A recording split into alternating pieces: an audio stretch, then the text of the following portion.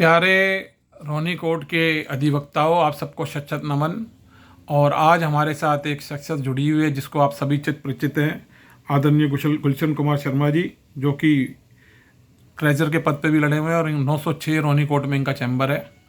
और मैं आज शर्मा जी थोड़ा सा आपसे ये पूछना चाहता हूँ कि अगर किसी भी पुलिस अधिकारी के पास थाने में ईमेल के द्वारा 100 नंबर के माध्यम से या लिखित कोई कंप्लेंट अगर आती है और उसमें अगर कोई कॉग्निजिबल ऑफेंस के बारे में लिखा होता है, कॉग्निजिबल नॉन कॉग्निजिबल, तो पुलिस अधिकारी की उस टाइम क्या ड्यूटी होती है?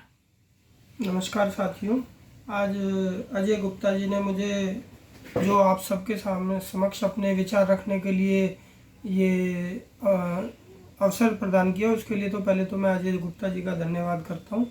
और अजय गुप्ता जी ने जैसे मेरे से अभी सवाल किया कि भाई अगर कोई कॉग्निजेबल ऑफेंस ओरली या रिटर्न पुलिस ऑफिसर के सामने या officer in charge of police station के सामने अगर आता है और उस कंप्लेंट के आधार पर कोई कॉग्निजेबल ऑफेंस होना पाया जाता है, तो जो पुलिस अधिकारी हैं सीआरपीसी के तहत उन्हें उसकी एफआईआर दर्ज करना उनकी ड्यूटी है। अगर वो उस ड्यूटी की अवहेलना करते हैं, अपनी ड्यूटी को पूरा नहीं करते हैं, तो सीआरपीसी और आईपीसी में कई ऐसे सेक्शंस हैं जिनकी मदद लेकर एफआईआर दर्ज करवाई जा सकती है। और जिन्होंने उस ड्यूटी को निभाने में अपनी लापरवाही की है, उन पुलिस अधिकारियों के खिलाफ भी कार्रवाई की जा सकती है।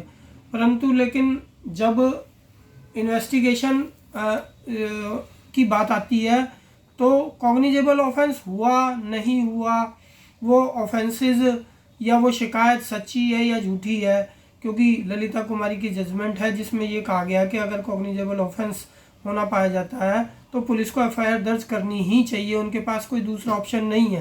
एफआईआर दर्ज होने के बाद पुलिस वालों को ही ऐसी पावर्स हैं जिसके ज़रिए वो एविडेंसेस को कलेक्ट कर सकते हैं, जैसे कि 100 सीआरपीसी में है या फिर सेक्शन 91 में है। उसमें आम आदमी को, आम पब्लिक को ये अधिकार नहीं है कि वो उन एविडेंसेस को कलेक्ट कर ले।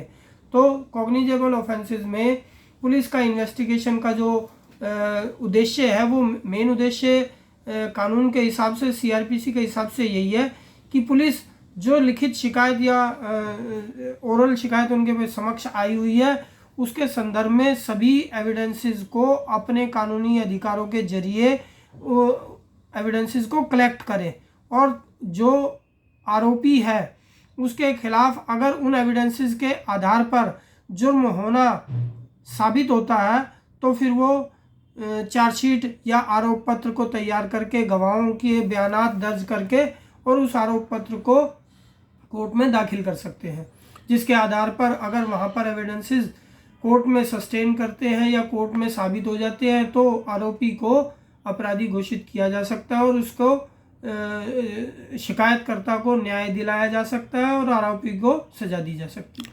इसका मतलब ये है कि अगर कोई आदमी कॉग्निजिबल ऑफेंस रिवील करता है तो पुलिस के पास अगर कंप्लेंट आती है, सबसे पहले वो सीआरपीसी के सेक्शन का इस्तेमाल करेगी, एविडेंस कलेक्ट करेगी by the way of 91 CrPC, 100 CrPC या फिटनेस के बयान 160 सीआरपीसी में, जैसे आपने बताया।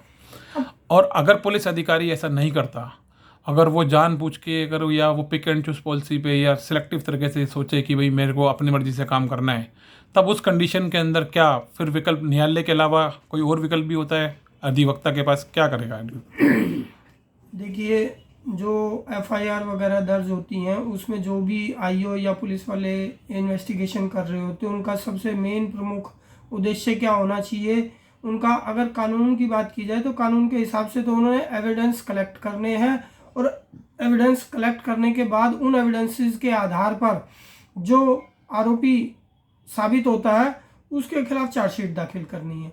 मेन एविडेंस का या इन्वेस्टिगेशन का पर्पज़ अधिकारी का ये होना चाहिए कि जी फेयर इन्वेस्टिगेशन हो, वो इन्वेस्टिगेशन बायस नहीं होना चाहिए, कोई पिक एंड चूज पॉलिसी नहीं होनी चाहिए।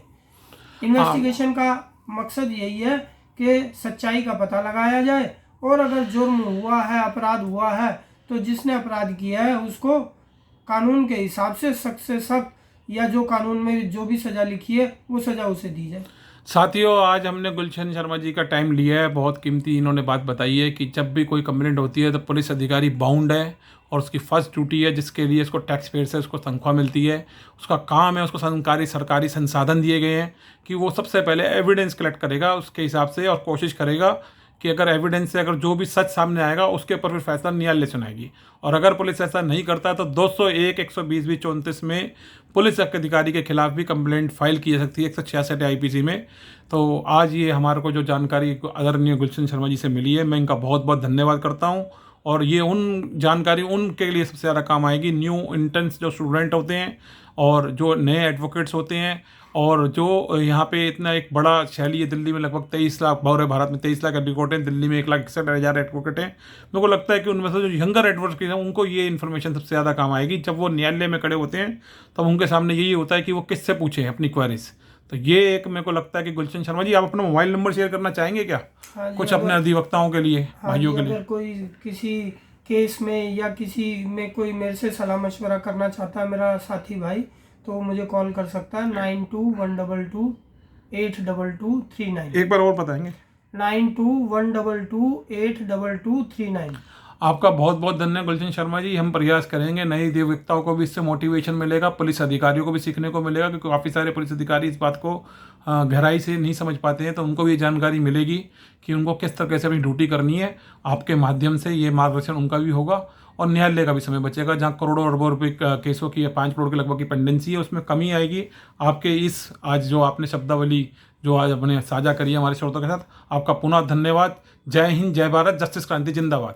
जय हिंद, जय भारत।